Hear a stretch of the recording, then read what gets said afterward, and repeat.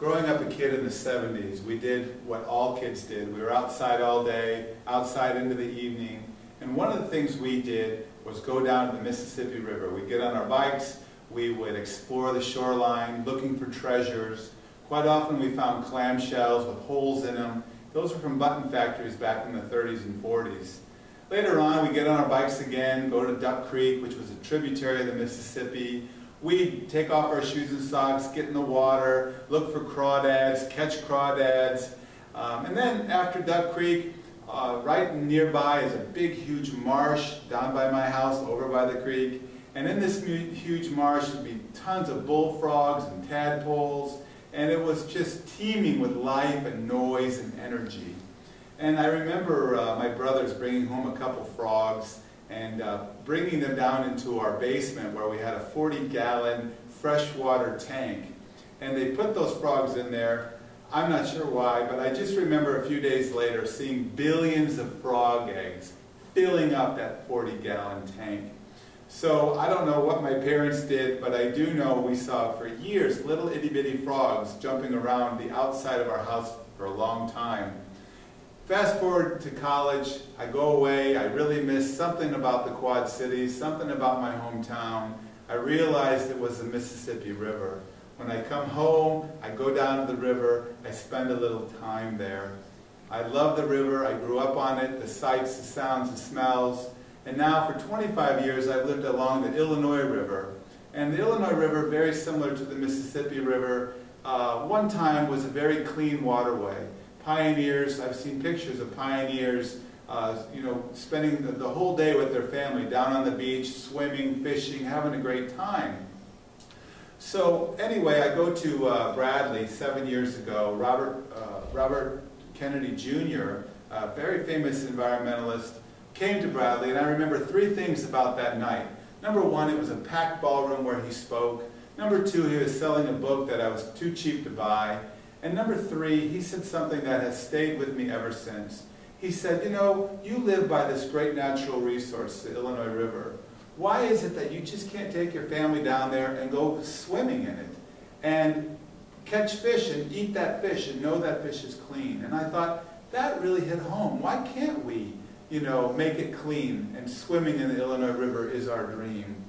So there are three main reasons that I think we have such a polluted Illinois River. One are chemical pollutants, two is the loss of topsoil going into our river, and three, sadly, is raw sewage. I could talk historically as well about the city of Chicago changing the direction of the Chicago River, building the shipping and sanitary canal that connected the Chicago to the Illinois, dumping all their raw sewage right down our beautiful Illinois River. However, of those three areas, I just want to talk about one chemical today and start with Dr. Tyrone Hayes, who was hired by a company called EcoRisk on behalf of Syngenta. And his job was to study the safety of atrazine. It's an herbicide. It's used to kill weeds, usually on corn crops, but also sugarcane crops. It's used on Christmas trees, golf courses, and even residential lawns. And he did these studies with frogs. He's an amphibian biologist at University of California, Berkeley. He's Harvard educated. And it looked like just a slam dunk for Syngenta that this pesticide, this herbicide would be approved. So Dr. Hayes does this research, and he finds just the opposite, that this herbicide is highly toxic at 1 part per billion. And what does that mean, 1 part per billion? It basically means if I take a grain of salt and take 1/1000th of that grain of salt, put it in a liter of water, that is the equivalent of 1 part per billion.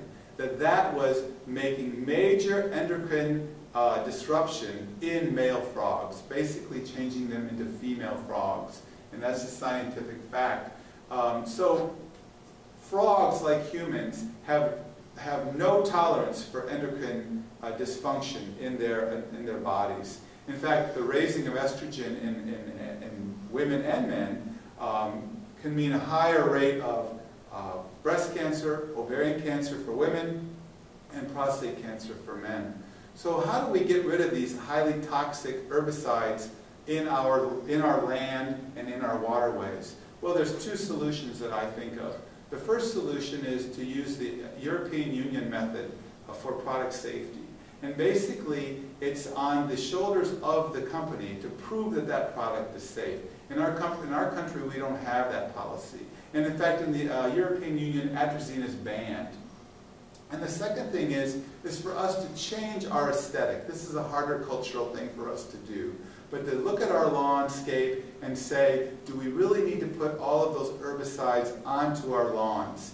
Can't we live with native prairie plants? For example, in the Southwest, we have desert. Why do we need green grass on desert if the natural landscape was desert? Same with the Midwest. Why can't we have prairie plants in our backyards, no toxic chemicals, and really change our aesthetic? So, for example, when I see this image of this green lawn, I see a lot of herbicides being used and treated on that lawn that goes into our groundwater, that goes into our rivers.